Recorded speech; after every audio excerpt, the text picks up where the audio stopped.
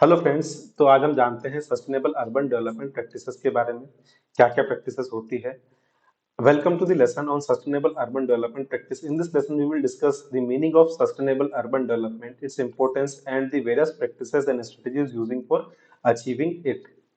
Sustainable development क्या होता है, उसके लिए क्या क्या स्ट्रेटजीज यूज की जाती है, क्या इसकी इंपॉर्टेंस है, इस पर्टिकुलर चीजों के बारे में हम इस लेक्चर में जानेंगे। सबसे पहले हम बात करते हैं डेफिनेशन की। सस्टेनेबल अर्बन डेवलपमेंट क्या होता है? Sustainable urban development refers to the process of designing and developing cities that meet the needs of present without compromising the ability of future generation to meet their own needs. मान लीजिए आपकी कोई आप city के अंदर रह रहे हो, यहाँ कोई रिसोर्सेज अवेलेबल हैं, तो आपको अपनी प्रेजेंट जो कंडीशन है उसको भी फुलफिल करना है, प्रेजेंट जो नीड है ना, उसको भी फुलफिल करना है, और आने वाली जो जनरेशन है उसको भी अपनी फ्यूचर की जो नीड है उनको कंप्लीट करना है ना। उनसे हमें कॉम्प्रोमाइज नहीं करना है। तो इस हिसाब से हम हमारा आने वाला जो डेवलपमेंट हम इस हिसाब से करेंगे। ठीक है। Importance of sustainable urban development. Sustainable urban development is crucial for ensuring the well-being of people and their environment. It helps in achieving a balance between economic growth, social development and environmental protection. तो तीन चीजें हैं। यहाँ पर देखिए अपने पास तीन चीजें अवेलेबल होती है ना। अगर मैं बात करूँ तो एक होता है अपने पास इकोनॉमिक ग्रोथ, एक होता है अपने पास सोशल डेवलपमेंट, और एक होता है अपने पास इकोनॉमिक ग्रोथ, सोशल डेवलपमेंट, और है ना एक होता है अपने पास इन्वायरमेंट। इन तीनों का समन्वय बिठा के हमें डेवलपमेंट करना है। मतलब हमें हमारी इकोनॉमी भी इंक्रीज करनी है, सोशली भी हमारा डेवलपमेंट होना चाहिए, और इन्वायरमेंट भी हमारा सेफ रहे। इस हिसाब से हमें डेवलपमेंट करना है। Principle of sustainable urban development. There are several principles of sustainable urban development that include promoting economic prosperity, social equity, environmental sustainability, cultural vitality and good governance. तो ये कुछ principles हैं जिसमें इकोनॉमिक प्रोस्पेरिटी मतलब जो लोग हैं वो पैसों वाइज थोड़े से प्रोस्पर बने, खुश रहें। सोशली लोगों को इक्विटी मिले, सब लोग समान हो। एनवायरमेंट का प्रोटेक्शन होना चाहिए, एनवायरमेंटल सस्टेनेबिलिटी। कल्चरल हमारा रिजर्व होना चाहिए, ठीक है। एंड गवर्नेंस जो है वो गुड गवर्नेंस होनी चाहिए। Sustainable urban development practice, the following are some of the sustainable urban development practice that are commonly used.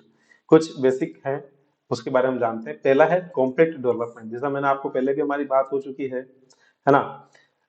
Compact development involves designing city in a way that reduces travel and encourages the development of mixed use neighborhoods.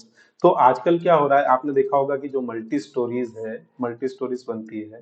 अब देखना इसमें कैसे क्या है, mixed use development का सबसे best example यही है ना। ठीक है। अब इसमें क्या होता है, जो ग्राउंड फ्लोर होता है वहां तो शॉप्स अवेलेबल होती है, फर्स्ट फ्लोर पे ऑफिसेज अवेलेबल होते हैं, पास में एक पार्क अवेलेबल होता है, ठीक है। और यहाँ पर जो है रेजिडेंशियल हो गया, तो रेजिडेंशियल हो गया, नीचे कमर्शियल हो गया, ऑफिस स्पेस हो गया, है ना, पार्क्स हो गए, ठीक है। तो ये सब के सब क्या है, एक तरह से मिक्स्ड यूज को हमें बढ़ावा देना था कि लोग जो है कम ट्रांसपोर्टेशन, कम ट्रांजिट यूज करें आने जाने में। और उससे क्या है कि जो आपका गाड़ियों से धुआं निकलता है, जिससे क्या बोलते हैं ग्रीन हाउस इफेक्ट इंक्रीज होता है, तो उसका भी रिड्यूस हो। It helps to promoting social interaction, इससे सोशल इंटरेक्शन बढ़ेगा, ट्रांसपोर्टेशन कॉस्ट रिड्यूस होगी, और नेचुरल रिसोर्सेज का भी प्रिजर्व होंगे, नेचुरल रिसोर्सेज प्रिजर्व होंगे कॉम्पैक्ट डेवलपमेंट से। तो हमें आजकल इस टाइप के डेवलपमेंट पे फोकस करना है। दूसरा है transit oriented development. Transit oriented development involves designing cities around a public transit system. It helps in reducing traffic congestion, promoting public transportation and creating walkable neighborhoods. तो हमें जो हमारी सिटी है उसको ऐसे डेवलप करना है कि जो ट्रांसपोर्टेशन सब जनों को पब्लिक ट्रांसपोर्ट इजीली अवेलेबल हो जाए। अगर आप जैसे दिल्ली की बात करें तो मेट्रो चलती है वहां पर, है ना।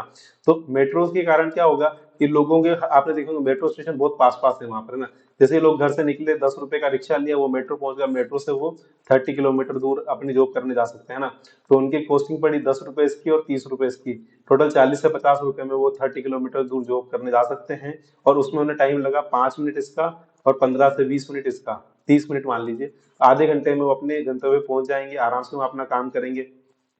जो नेबरहुड्स हैं उनको अपने को वॉकेबल बनाना है, आस पड़ोस की जगह पर जहां पर लोग वॉक करके जा सकें। पब्लिक ट्रांसपोर्ट को ज्यादा प्रमोट करना है। Green building practices involve designing building that are energy efficient, water efficient and economically sustainable. तो अभी जैसा हमने पढ़ा कि रेन वाटर हार्वेस्टिंग आप बिल्डिंग के अंदर लगा सकते हो, है ना। सन पाथ डायग्राम और सिविल इंजीनियरिंग में पढ़ते हैं। सन पाथ डायग्राम को फॉलो करके जो सोलर एनर्जी उसका मैक्सिमम आपने घर में यूज कर सकते हो, ठीक है। इस टाइप से आप उसके ऊपर अपने सोलर पैनल लगा सकते हो छत के ऊपर। तो उससे क्या होगा कि बिजली क्रिएट होगी, है ना, और कार्बन फुटप्रिंट जो है वो रिड्यूस होगा, जिससे कि सस्टेनेबल लिविंग को बढ़ावा मिलेगा।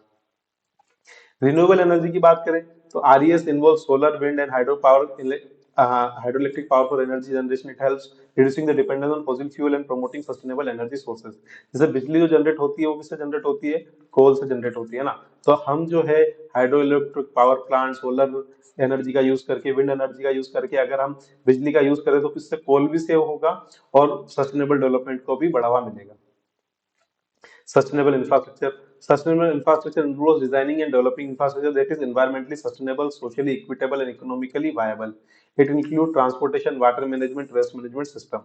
तो जो सिटी का ट्रांसपोर्टेशन है, ठीक है, इंफ्रास्ट्रक्चर में ट्रांसपोर्टेशन है, वेस्ट मैनेजमेंट सिस्टम है, ठीक है, आपका वाटर मैनेजमेंट सिस्टम है ना, ठीक है। तो ये जो चीजें हैं आपको अच्छे से इनको, मतलब जो इनका इंफ्रास्ट्रक्चर है उस हिसाब से डेवलप होना चाहिए कि वो सस्टेनेबल हो, लोगों के ज्यादा से ज्यादा काम आए, और उसमें एनर्जी भी इफिशियंसी हो, और सीधी सी बात है अपन इंजीनियर तो वहां पर इकोनॉमिकल भी होना चाहिए। Access to green space, including parks, natural areas, can promote physical activity, mental health, and social interaction, and provide a range of other benefits for urban residents. तो जैसे जैसे आपके घर के आसपास में अगर कोई गार्डन है तो लोग वहां जाएंगे, उससे उनकी मेंटल हेल्थ ठीक रहेगी, सोशल इंटरेक्शन इंक्रीज होगा, है ना, दूसरे बेनिफिट्स जो है अर्बन रेजिडेंट्स उनको मिलते हैं। तो सभी को ग्रीन स्पेस का एक्सेस होना चाहिए। Sustainable transportation such as walking, biking, public transit can help reduce greenhouse gas emission, improve air quality, and promote more sustainable, equitable access to transportation. तो जैसे आपने देखा होगा आजकल नया कॉन्सेप्ट चला है कि अलग से एक बाइक की लेन बनाने लग गए है ना, ठीक है। तो इस हिसाब से अगर अगर बाइक लेन प्रोवाइड कर देंगे साइकिल के लिए, तो लोग जो है उस पर्टिकुलर लेन पे साइकिल यूज करेंगे, बिना डरे साइकिल चलाएंगे लोग, है ना। और इसके अलावा फुटपाथ आप आजकल क्रिएट कर देते हो, है ना, फुटपाथ आप क्रिएट कर देते हो। तो इससे क्या होगा, एयर क्वालिटी भी सही होगी, ग्रीन हाउस गैसेस का इमिशन भी कम होगा, और सस्टेनेबल इक्विटेबल एक्सेस ट्रांसपोर्टेशन में, है ना, तो सस्टेनेबिलिटी भी इंक्रीज होगी। कंक्लूजन की बात करें, sustainable urban development practices are essential for ensuring sustainable future for cities. By adopting this practice we can create livable, healthy, resilient cities that benefit people and environment. तो हम sustainable से अच्छी cities जो future generation है उनके लिए एक अच्छा एनवायरनमेंट क्रिएट कर सकते हैं। Thank you for attending this lesson. Thank you so much. I hope आपको अच्छे समझ में आया होगा। प्लीज सब्सक्राइब कीजिए मेरा channel. Thank you so much.